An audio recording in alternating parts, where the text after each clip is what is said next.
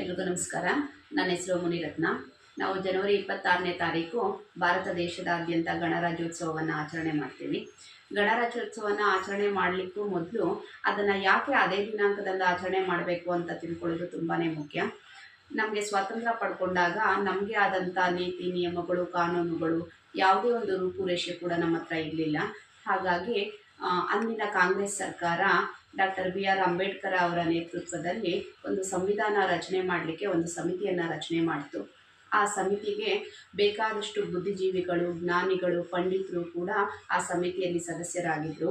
ಅವರು ಸುಮಾರು 2 ವರ್ಷಗಳು, 11 ತಿಂಗಳು ಮತ್ತು 18 ದಿನಗಳ ಕಾಲ ಬೇರೆ ಬೇರೆ ದೇಶದ ಸಂವಿಧಾನಗಳನ್ನು ಅಧ್ಯಯನ ಮಾಡಿ ನಮ್ಮ ದೇಶಕ್ಕೆ ಯಾವ ರೀತಿಯ ನಿಯಮಗಳಾದರೆ ಸೂಕ್ತ ಆಗಿರುತ್ತೆ, ನಮ್ಮ ಜನಕ್ಕೆ ಅನುಕೂಲವಾಗಿರುತ್ತೆ, ಪ್ರಜೆಗಳಿಗೆಲ್ಲ ಎಲ್ಲ ಸೌಲಭ್ಯಗಳು ಪಡ್ಕೊಳ್ಳೋಕ್ಕೆ ಅವಕಾಶ, ಅಗತ್ಯಗಳನ್ನು ಪೂರೈಸಲಿಕ್ಕೆ ಯಾವ ರೀತಿ ನಿಯಮಗಳು ಬೇಕಾಗುತ್ತೆ